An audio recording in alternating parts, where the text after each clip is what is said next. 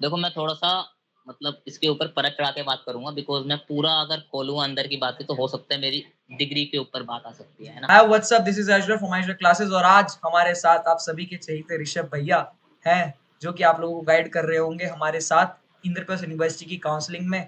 आज अभी तो हम एमएसआईटी महाराजा सूरजमल का रिव्यू कर रहे हैं, बाकी आगे भी बहुत सारी चीजें आ रही होंगी।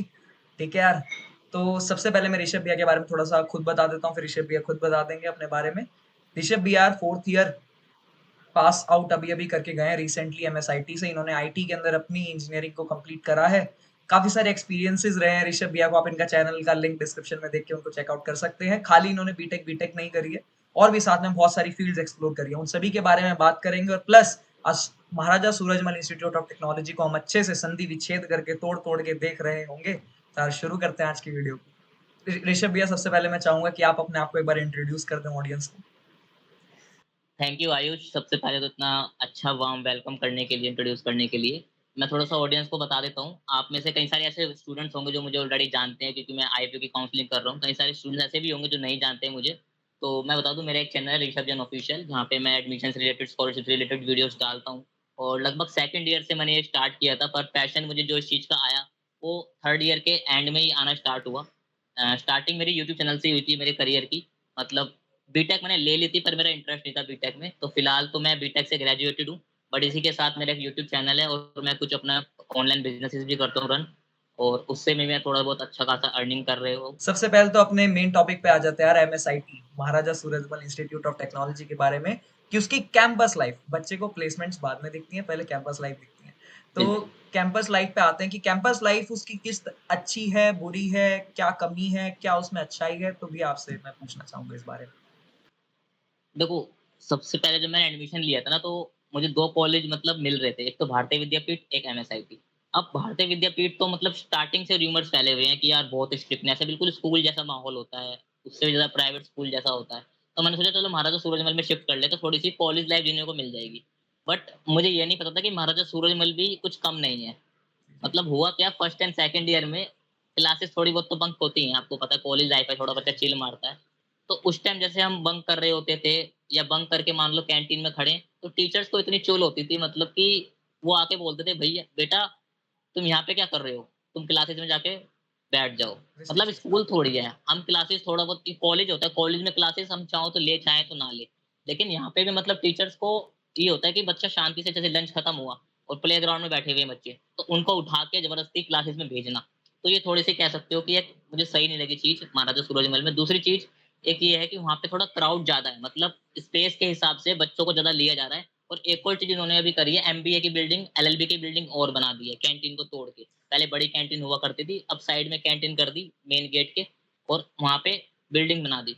तो मतलब ये लोग थोड़ा-सा, मैं कहना चाहूँगा कि गलत काम कर रहे हैं, मतलब भीड़ बढ़ती जा रही है, कैंपस लाइफ थोड़ी खराब होती जा रही है बच्चों की। एक तो वैसे ही स्पेस कम है, ऊपर से और एडमिशन्स को वो करके, तो आई थिंक ये चीज़ इनको कम करनी चाहिए थी, या और थोड़ा-सा स्पेस लेके कैंपस लाइफ थोड़ी अच्छी करनी चाहिए, स्ट्रिक्टनेस थोड़ी-सी कम करनी चाहिए स्पेशली।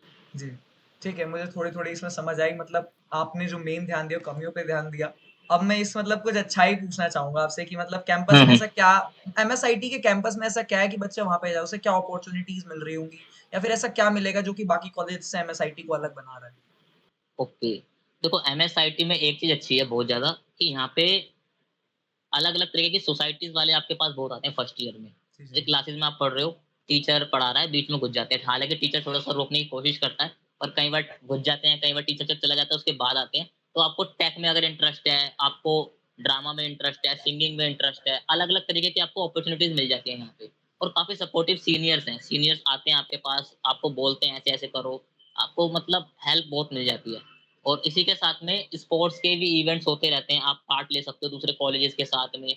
तो वैसी अपॉर्च्युनिटीज़ आपको बहुत मिल जाती हैं पढ़ाई के साथ-साथ करने को।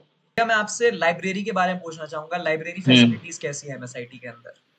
लाइब्रेरी बिल्कुल मतलब अच्छी खासी बनी हुई है, स्पेस काफ़ी बड़ा है लाइब्रेरी का और काफ़ी शांत है। मतलब सारी आपको बुक्स वहाँ पे देखने को मिल जाती हैं, चाहे आपकी स्टडीज़ से रिलेटेड हो, चाहे और चीज़ों के रिलेटेड हो। वाई-फाई भी आपको फ्री मिल जाता है, एसी है फुल्ली। और इसी के साथ में वहाँ पे एक अच्छी चीज़ और है, 4 से 5 पीसीज़ रखे हुए हैं। लाइक अगर मान लो आपको कोडिंग करनी है, अपना अलग से कॉलेज से जाके सब्जेक्ट थोड़े बहुत वैसे होते हैं, तो वहाँ पे आप आराम से जाके पढ़ सकते हो, अपना नोट से पढ़ सकते हो। अ, अलग से कोई भी सब्जेक्ट पढ़ना हो वो पढ़ सकते हो और लाइब्रेरीज़ में अलग से रूम भी बने हुए हैं, जो स्टडीज़ रूम है, जी, बुक्स के अलावा, तो वहाँ पे भी आप पढ़ सकते हो। तो लाइब्रेरी काफ़ी मुझे अच्छी लगी है एमएसआईटी। मैं आपसे पूछना चाहूँगा कि कॉलेज के अंदर मेस का सिस्टम किस तरीके से चलता है? मतलब कैंटीन में मेस भी अवेलेबल है, हॉस्टल्स अवेलेबल हैं, मतलब जो बच्चे आउटसाइड दिल्ली हैं, वो जो एमएसआईटी आ रहे हैं, तो उनको हुँ। क्या-क्या फैसिलिटीज़ मिल रही होंगी उस बारे में थोड़ा? देखो कैंटीन अलग है और हॉस्टल का जो मेस है उसका सिस्टम अलग है, ठीक है? कैंटीन पहले बड़ी हुआ करती थी, पर अब थोड़ी-सी उसको कॉम्प्रोमाइज़ करके उसके साइड में डाल दिया जैसे मैंने बताया था। जी, जी। तो लेकिन चीज़ें उतनी ही मिलती हैं और बैठने की तो जगह नहीं है पर हाँ, जो छोटे-छोटे गोले सी टेबल्स होती हैं वहाँ पे मतलब खड़ी लोग खड़े होके खा लेते हैं, मैनेज हो जाता है चीज़ें, ठीक है? कैंटीन में सारा सामान मिल जाता है। रही बात आउटसाइड दिल्ली वाले बच्चों के लिए तो हॉस्टल अलग से बना हुआ है, बॉयज़ का अलग है, गर्ल्स का अलग है। अराउंड आप कह सकते हो कि 120 बॉयज़ 120 गर्ल्स रह सकते हैं उसमें अलग-अलग तो 250 प्लस के स्टूडेंट्स आप आराम से रह सकते हैं और उसके बाद जो स्टूडेंट्स बचेंगे वो फिर पीजी ले लेते हैं सागरपुर की साइड या जनकपुरी की साइड काफ़ी पीजीज़ मिल जाते हैं आपको। और हॉस्टल में आपको मेस मिल जाता है, मेस का खाना मिल जाता है, तो वहाँ पे सारी फैसिलिटीज़ हैं। मतलब हमारी क्लास में कुछ-कुछ बच्चे थे जो आउटसाइड दिल्ली से थे, तो उन्होंने बताया हाँ, ठीक-ठाक खाना है, ठीक-ठाक चीज़ें हैं हॉस्टल में, कुछ ऐसी दिक्कत नहीं होती है। ठीक है भैया, ओके। तो भैया हॉस्टल्स की कंडीशंस कैसी है? मतलब अगर कोई बच्चा आउटसाइड दिल्ली का आ रहा है, तो उसे हॉस्टल लेना चाहिए, पीजी लेना चाहिए? क्योंकि पीजी तो अपनी मर्ज़ी का ले सकता है। तो हुँ, हॉस्टल हुँ। लेने में ज़्यादा फ़ायदा है, हॉस्टल अच्छे हैं देखने में, फैसिलिटीज़ वगैरह अच्छी हैं, सब कुछ सही रहता है या फिर पीजी लेने में ज़्यादा फ़ायदा है? देखो पर्सनल मेरा एक्सपीरियंस तो हॉस्टल का रहा नहीं है, लेकिन जो मेरे फ्रेंड्स थे मतलब उनके अकॉर्डिंग थोड़ा-सा ये था कि हॉस्टल में क्या होता है जैसे कई बार थोड़ी बच्चे परेशान करते हैं, थोड़ी भीड़ ज़्यादा हो जाती है जी, जी। और रूम्स इतने भी अच्छे नहीं है मतलब जितना आप एक्सपेक्ट कर सकते हो कि लाइक जैसे आईआईटी, ट्रिपल आईटीज़ के होते हैं। बट हाँ, जी, एक होता है कि भाई आपको कॉलेज में हॉस्टल मिल गया तो आप कॉलेज में आराम से जा सकते हो, आपका कॉलेज पास रहता है, बिल्कुल अंदर ही होता है।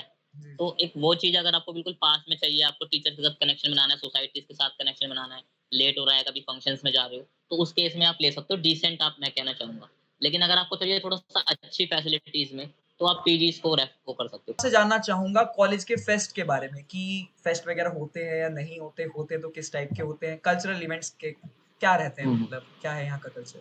फेस्ट अराउंड जनवरी के अराउंड होते हैं, सीज़न आता है जब एग्ज़ाम खत्म होते हैं, विंटर वैकेशंस होती हैं, उस टाइम होते हैं फेस्ट, एक दिन टेक फेस्ट रख दिया, एक दिन स्पोर्ट्स डे रख दिया, एक दिन कल्चरल वाला रख दिया। तो पूरा कॉलेज सजा हुआ होता है, भीड़-भाड़ भी लग जाती है, बाकी कॉलेज से भी स्टूडेंट्स आते हैं, बहुत सारे कॉम्पिटिशन्स होते हैं, पेंटिंग अलग-अलग तरीके के। बट वही वाली चीज़ है कि लाइक जो हम एक्सपेक्ट करते हैं ना कॉलेज में, उस लेवल का नहीं होता। जी, जैसे अभी हमारे कॉलेज में हो गया, फिर फरवरी में होता है पूरे मेन कैंपस में, यूनिवर्सिटी में, जीजीएस आईपीयू में। तो वो वाला अलग लेवल पे होता है द्वारका में क्योंकि वहाँ पे जगह भी बड़ी है और वहाँ पे सिंगर्स भी आते हैं। तो जैसा हम वहाँ पे एक्सपेक्ट कर रहे हैं वैसा कॉलेज में नहीं हो सकता वो चीज़। जी, तो जी। वो चीज़ थोड़ी-सी मुझे सही नहीं लगती कि कॉलेज वालों को भी थोड़ा एफर्ट करके सिंगर-विंगर को बुलाना चाहिए किसी बड़े लेवल पे, तो थोड़ा-सा एक वाइब जाए लोगों में कि हाँ, एमएसआईटी में कुछ हो रहा है, एमएसआईटी में ये बंदा आ रहा है। जी, जी। तो वो चीज़ जैसे मेन यूनिवर्सिटी को जो इज़्ज़त मिलती है ना, वो अलग से अलग कॉलेजों में नहीं मिल रही वो। वही। तो जिस लेवल पे हम एक्सपेक्ट करते हैं उस लेवल पे नहीं होते बट हाँ, आप फॉर्मेलिटी के लिए कह सकते हो कि यहाँ फेस्ट हो रहे हैं, ठीक-ठाक होते हैं, कॉम्पिटिशन्स भी होते हैं। ठीक है। तो यार अब आ रहे हैं अपने हमारे सबसे ज़्यादा मेन टॉपिक पे वो है हमारी इंटर्नशिप्स और प्लेसमेंट्स। उसकी नॉलेज ऋषभ भैया को अलग लेवल के बिल्कुल ऋषभ भैया खुद प्लेसमेंट सीज़न को देख चुके हैं, उसको खुद एक्सपीरियंस कर चुके हैं, इंटर्नशिप्स इंटर्नशिप सीज़न को देख चुके हैं। तो उसको हम देख रहे होंगे। अब तो भैया इंटर्नशिप और प्लेसमेंट्स का कैसे रहता है एमएसआईटी में? बच्चों को अपॉर्च्युनिटीज़ कितनी मिल रही होती है? ऑफ कैंपस, ऑन कैंपस सब आप बात करें तो बहुत अच्छा लगेगा इस बारे में। बिल्कुल। तो मतलब ये कह सकते हो कि इंटर्नशिप की अपॉर्च्युनिटीज़ इतनी नहीं मिलती हैं। इंटर्नशिप की अपॉर्च्युनिटी तभी मिलती है जब आपके सामने प्लेसमेंट्स की कंपनी आ रही होती है, जब आपको इन्फॉर्मेशन मिल रही होती है। बाकी प्लेसमेंट आपकी स्टार्ट होती है 3rd ईयर के एंड से। जैसे 3rd ईयर आपका एंड होने वाला है, आपका 3rd ईयर में मान लो 6th सेमेस्टर चल रहा है। जी, उस टाइम पे आपको इन्फॉर्मेशन मिलनी स्टार्ट हो जाती है जी, और आपके पास फॉर्म आ जाता है कि आप प्लेसमेंट्स में इंटरेस्टेड हो या आप हायर स्टडीज़ में जाना चाहते हो, फॉर्म-वॉर्म आता है। उसके बाद आके कंपनीज़ आपकी स्टार्ट होती हैं। जी, तो जी। आपको अराउंड 12 से 13 महीने मिलते हैं, बहुत अच्छा खासा टाइम होता है। आप आराम से कंपनी क्रैक कर सकते हो। जी, मतलब कॉलेज के जो डायरेक्टर होते हैं, वाइस चांसलर सर होते हैं, वो ये कहते हैं कि अगर आप किसी भी कंपनी में बैठ रहे हो, जी, जी। स्टार्टिंग से एंडिंग तक, तो वो गारंटी देते हैं कि आप किसी न किसी कंपनी में लग जाओगे। अब मुझे नहीं पता वो गारंटी का मतलब क्या है? मतलब वो कैसे पीछे की बातें हैं हाँ या जी, हाँ जी। पर उनका मतलब बीच में मीटिंग भी हुई थी, जो बच्चे अनप्लेस्ड थे, तो उन्होंने एक बात बोली थी कि आप किसी कंपनी में बैठ नहीं रहे हो, तभी आपकी नहीं लगी। क्योंकि ऐसा हो ही नहीं सकता कि आप बैठ रहे हो और आपकी प्लेसमेंट ना लगे। भले ही वो 2.5 लाख का पैकेज हो, भले ही वो 3 लाख का पैकेज हो, वो अलग केस है। पर प्लेसमेंट इनका काम होता है लगवाना, ताकि वो अपने रिकॉर्ड्स में दिखा सकें। जी, जी, जी। बाकी इंटर्नशिप का मैं नहीं कह सकता, इंटर्नशिप के लिए आपको खुद अप्लाई करना पड़ेगा ऑफ कैंपस। जैसे कॉम्पिटिशन्स होते हैं, कोडिंग कॉन्टेस्ट होते हैं, हैकाथॉन्स होते हैं, उसमें अप्लाई करोगे तो आपको अच्छी अपॉर्च्युनिटीज़ मिल जाएँगी। काफ़ी स्टूडेंट्स ने फोड़ा भी है अच्छा-अच्छा। जी, और कोड शेफ, कोडर रहेंगे, आपकी हैकर अर्थ, जितने भी प्लेटफ़ॉर्म्स होते हैं, जीएफजी, लीड कोड, इसमें जितना अच्छा करोगे उतना आपका रिज़्यूमे अच्छा होगा। तो वो ऑन कैंपस प्लेसमेंट्स में भी, ऑफ कैंपस में भी आपके बहुत काम आने वाला है।